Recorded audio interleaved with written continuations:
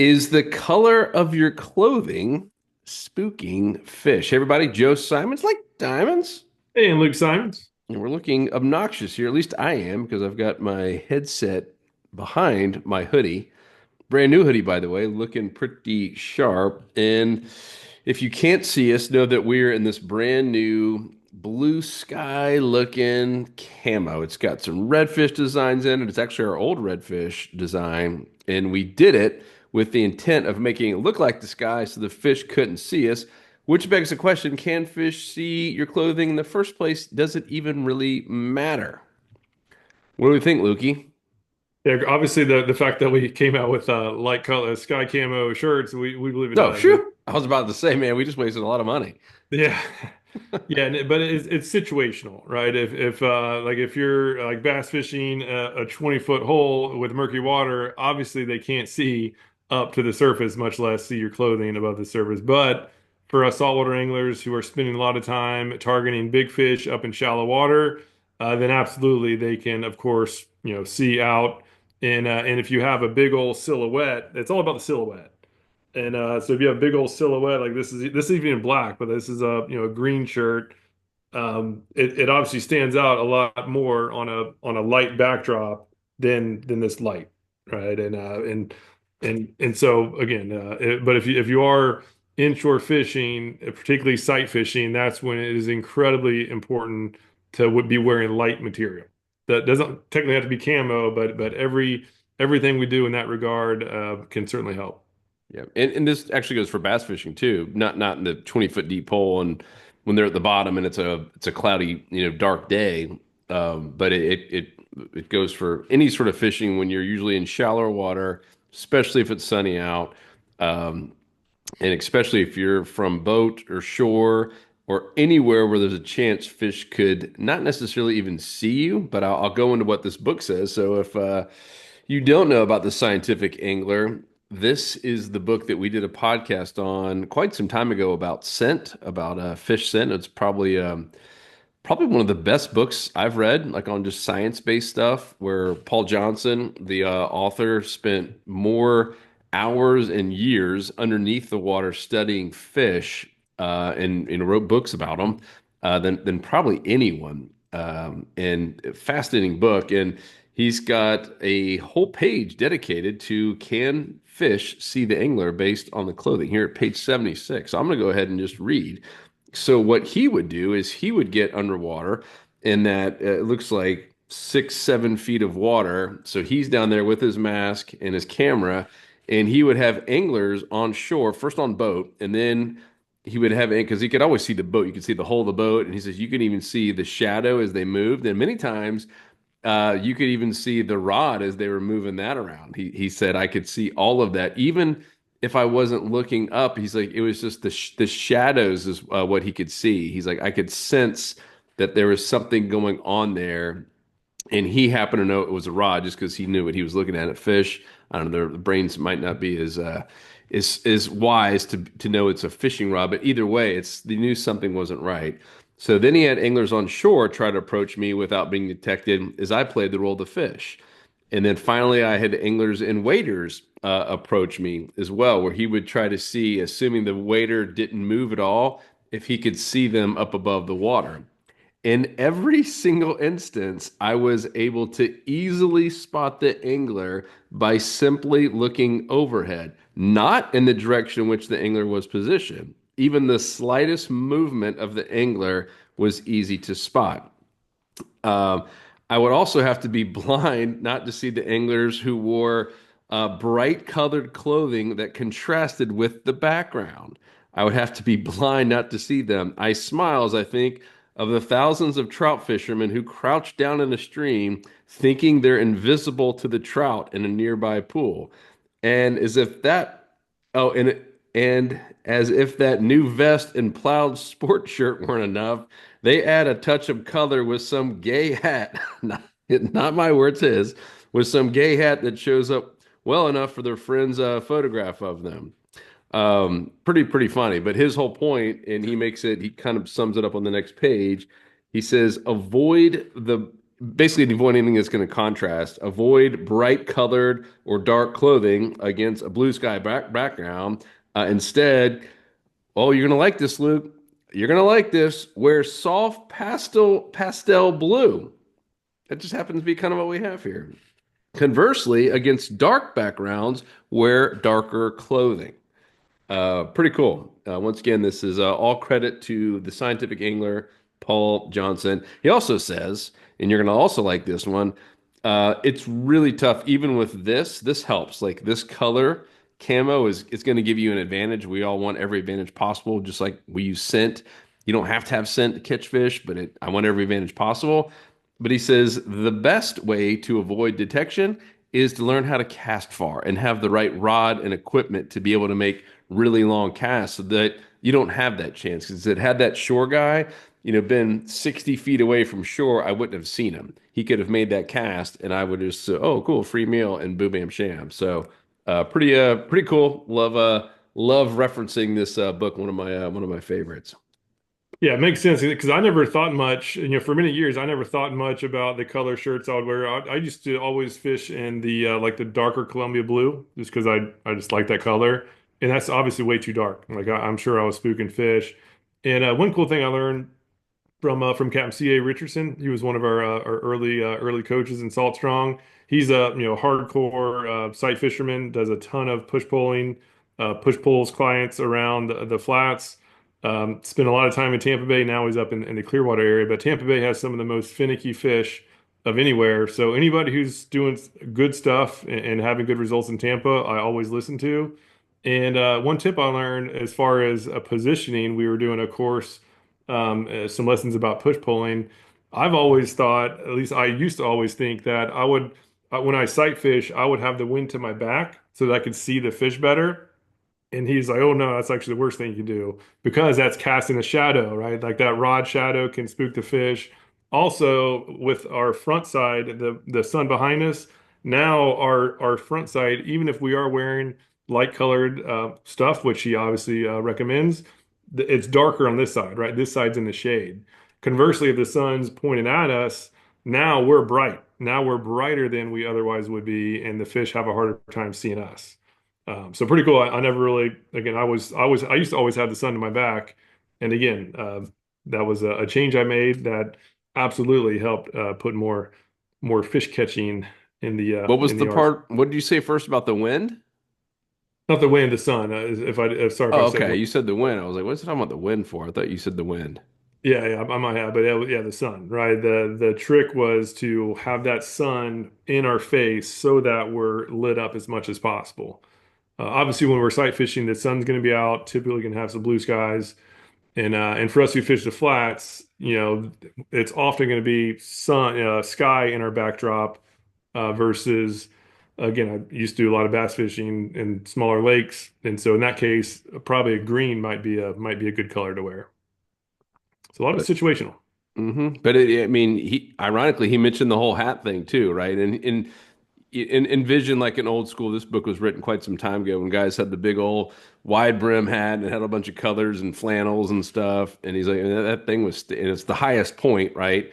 Because it was standing out like crazy. But yeah, so cool. These shirts, by the way, feel great. New material.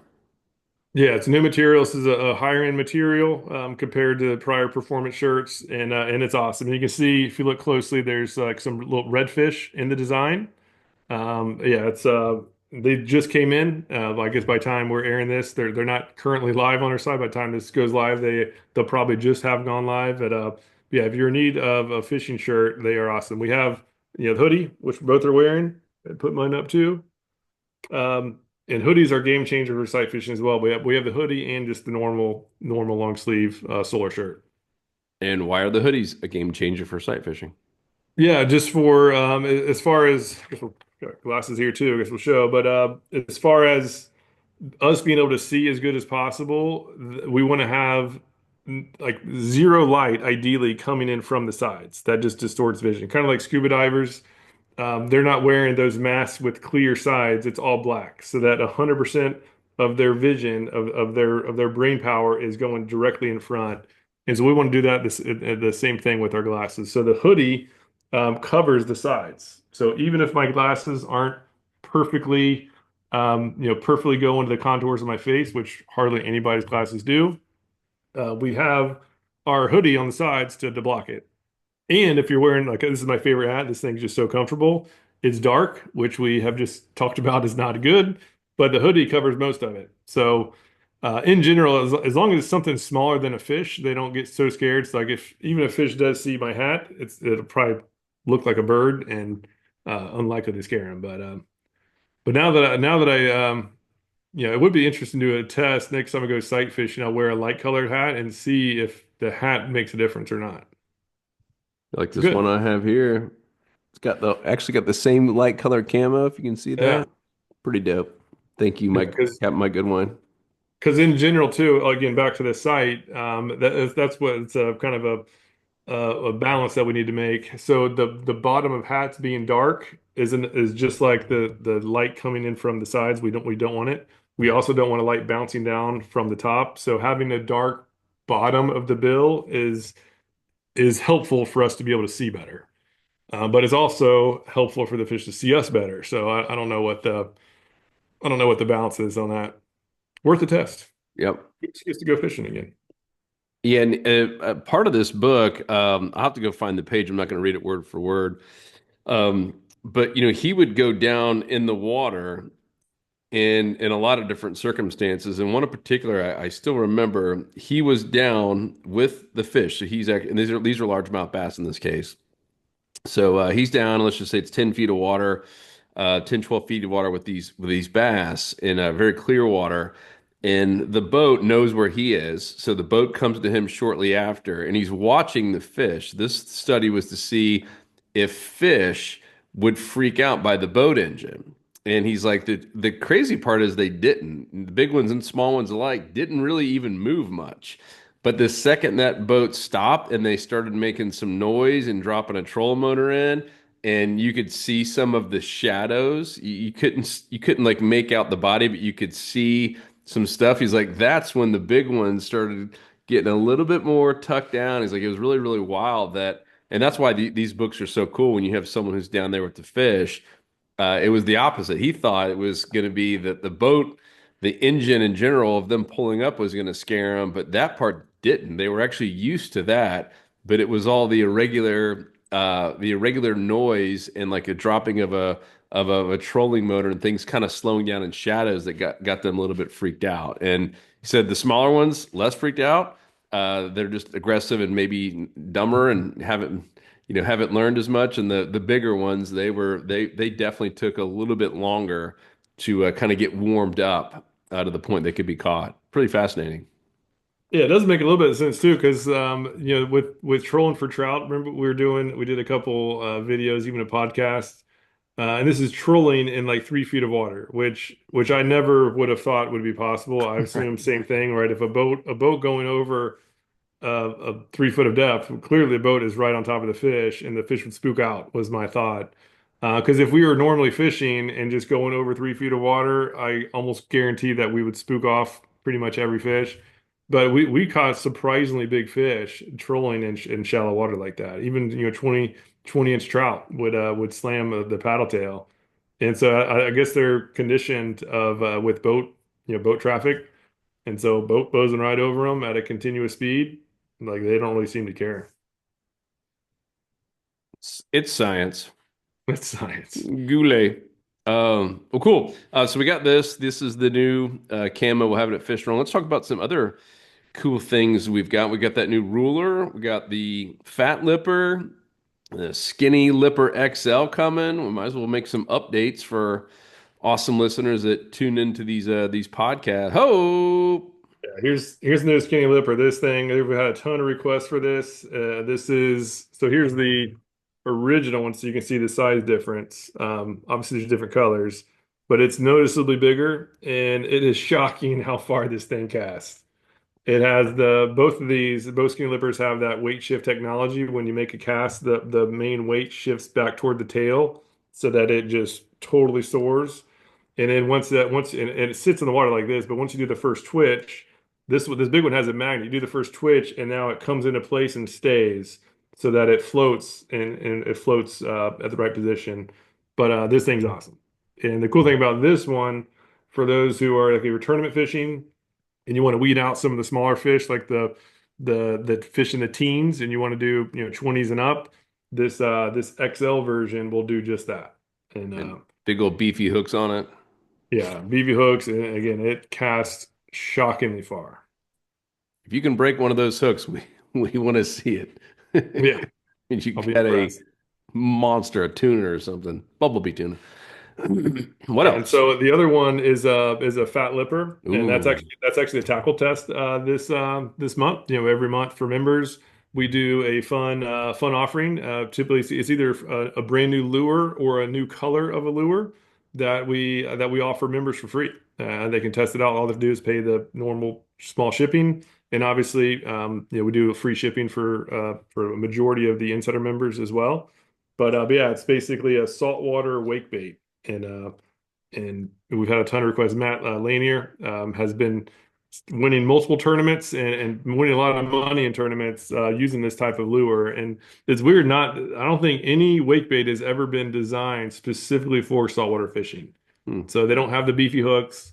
Like the ones Matt was using, he had to go get the wake bait and then replace the thin wire treble hooks with some beefier hooks with better split rings, and it's just a hassle. It's And like so, the KVD Strike King yeah, wake bait. Yeah, yeah, the hooks that they're just made for bass, and yeah. saltwater is a different ball game. And so, yeah, it's now no more hassle. Just get the lure ready to rock, and yeah, so I'm sure members will have a lot of fun with that lure. Obviously, when it's super cold out, that's not the best lure, but when we get in between the fronts, and especially as we get into spring, that lure is going to get better and better. Yeah, it's a fun one. It's a beefy one too. Different colors or just Slam Shady to start? We have Slam Shady, and then that one will have Slam Shady in a greenback with white bottom. I like it. And then the ruler too. We've been working on this ruler forever. Finally got him in, and I'm pumped. It can roll right up into a pocket. Should last forever. It's all waterproof and tear proof and bear proof and um, pelican proof. What else proof? But Waterproof. I hear bear proof in there. Yeah, yeah, yeah. Yeah, the ruler. Yeah, I don't have a sample near me, but yeah, it rolls down into a very small. You can put it in your pocket or put it in your tackle bag, but it extends out to over 50 inches. So if you get into cobia every once in a while, or just if you want to be ready for a big fish, that most rulers end at like 36 inches. So if you want to get in the 40-inch club or the 50-inch club with different species, this lure will make sure that you have exact measurements without having to have a ton of space to put it on or to Mhm. keep it. Yeah, it's looks awesome. That'll all be at fishstrong.com. And coming up here real soon, depending on when you hear this, we have an event in Tampa. We're expecting 400 to 500 of us and a bunch of our insider members there for a Tampa event. Any members are welcome to come. The Tampa chapter is really kind of putting it on. We're going to be giving away a boat. Yes, a boat. Obviously, it's for a raffle, and all that's going towards conservation for some Tampa seagrass and clams and oyster restoration. Really, really cool. So if you don't know about it, we'll make sure to put a link in the blog post, etc., on that. But you or just go to Facebook or Google the Salt Strong Tampa event there in what's the name of the place called? The The Shriners. Shriners. Yeah, the Shriners there, right on the river. Really, really neat little setup. We did it before last year. It was a huge success. So this year we'll be doing it again. And then the other piece of news I want to remind people to make sure to be in the community every week, just posting, liking. It's one, it's a great habit. Two, you make sure you don't miss anything. And three, you win stuff. We just posted that live is right before we recorded this. The about $1,500 of free tackle and gear we gave away. We do that every month, and it's free to enter. You don't even have to enter. You're automatically entered as long as you're just engaging and active in the community. That's community.saltstrong.com. It's all free. It's all part of the insider membership. If you're not a member, what the heck are you waiting on? Come join us. And the almost 60,000 others there in the Insider Club. Got Smart Fishing Spots app, Smart Fishing Tides app. You've got tackle discounts. The tackle tester, Luke just mentioned, we give away free tackle every month to test out. An amazing community, all kinds of content and coaching, and just a great group of people who are meeting together with these chapters and doing some really fun stuff, some cleanups, and now a big part of it's conservation. So I love seeing the direction it's all going, and that's all at community.saltron.com. You can make sure you never miss out on anything. Anything else, dude? And by the way, if you haven't yet seen the AI game plan feature, Ooh, this is part of the Smart Fishing Spots platform. So let me just zoom in and show you how this works. So this is Smart Spots, and it's highlighting this shoreline based on the weather and based on the tides for the given time. But to get tips on how to fish it, we now have an AI game plan doing it. So you tap on the region and then tap on this little button here and it's thinking a little bit. It's looking at the tides. It's looking at the spot. It can see the depth ranges. It can see the type of structure in that area, and it'll kick out a report. Um, or it's I think I mishit a button. Let me rehit it. It's yeah. So now it's starting to go. So it's and starting you to want to be my latex salesman? so it's starting to kick it off, but it has the depth ranges, right? It's seeing the depth ranges. It shows you the best times to fish that area, but also it even gives lure selection tips, right? Based on the type of structure, based on the season. It knows if it's windy or not. We've programmed it to obviously prioritize certain lures when it's calm and clear versus others when it's windy. And the depth choices, the depth ranges it's smart enough to pair the soft plastics with the proper size jig head. Pretty awesome. It's pretty cool. So the feedback has been amazing. It's still in beta test mode, so we're still working out the kinks. There's a ton of stuff that goes into this. Yeah, we're still making it continually better, but so far the feedback has been tremendous. So for you members, it's already there, and for non-members, if you want to try it out, all you have to do is join. You don't, we have a guarantee that you're going to love the entire platform, and with this part in particular, this thing is amazing. Nobody else is doing anything like it. What are you going to do with all your extra time now that you don't have a job? AI is doing your coaching for you. Just sit I'm back and relax and I'm going to be testing out the spots and make sure that, oh, got it. of course, yeah, Can it's awesome. can you name the company that George was yelling to Jerry to make sure he picked up his phone in Seinfeld about the latex salesman? Is it Vandalay Industries? I think it was Vandalay. Yeah, Yeah, it's probably yeah, but that was his normal company yeah, name. Vandalay, latex salesman. You want to be my latest. What are you gonna do with this latex? What kind of latex? I'm selling it, Jerry. Trying to get his unemployment thing or whatever. What a good show. That's great. Cool. All right. Well, that's it. We'll wrap it up here. A little bit of a shorter one, but just wanted to share that. It was kind of cool and happened to, be reading Scientific Angler about this, and these things just look dope. Yeah. We've needed another kind of design, and we're like, let's just do something that's more science based and kind of like scent. Yeah, you can certainly catch fish without this exact color on a bright sunny day. But if you're like me, I want every advantage possible. So and these just look and feel awesome. I'm digging them. Yeah, and they don't hide stains as much either. Ooh, So that's been just from testing it out, that has been one of my favorite parts of it. This if it's ladyfish, whatever, shaky blood stains on the shirt, not nearly as noticeable as a straight light colored shirt. well, I would tell you to maybe test it out with some ketchup, but you don't have it at your house.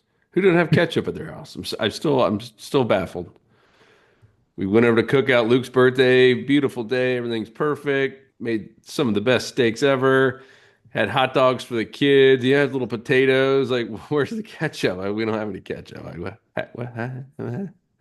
I'm just Uh, amazed at the ungratefulness. Have you over, cook you and your family food, and you're complaining that there's no ketchup. it's your birthday. That's part of what you do on your birthday. On my own birthday. No, it's not me complaining. The kids are complaining. The kids are still talking about it. What's wrong with Uncle Luke? How come he doesn't have any ketchup? So now we know what to get you next year. Yep. Costco ketchup. Get you a boatload. Cool, guys. Thank you for sticking with us. And make sure you go to fishstrong.com. Check out all the new stuff. If you're not a member, come join us over at saltstrong.com. You'll see a place to join the Insider Club. You get the app Luke talked about, all the tackle discounts, 20% off these shirts and everything else that we're doing over there. And even the rods, I just picked up a new slot, I guess no, a slam stick. We are out of the slot machine, but yeah, slam sticks up $100 off slot machine and Otis combo, $100 off. It's man, just a great way to save some money. So Heck yeah. cool, cool. Thanks, guys. Talk to you on the next episode. Peace.